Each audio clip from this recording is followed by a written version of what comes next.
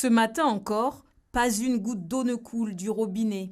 Pourtant, si l'on se fie au calendrier des autorités, ce n'est qu'à 16 heures qu'elle devrait être coupée dans le quartier Manzalisua. Vous voyez qu'il n'y a pas d'eau. On voulait un programme parce que les autres, ils ont des programmes. Et chez nous, on n'a pas de programme. Comme à Mamoudzou, il sait que samedi, c'est fermé. À Cavani, il sait que mercredi, c'est fermé.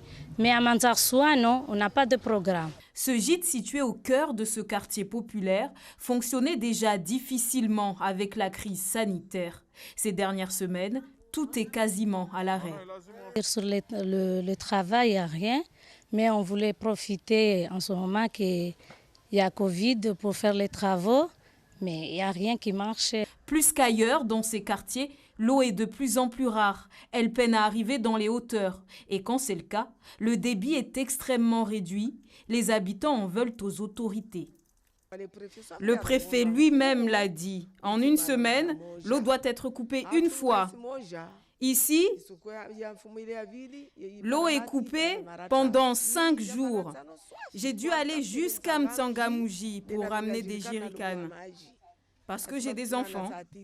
4 à 5 jours consécutifs sans eau potable, des dizaines de familles vivent cette difficulté.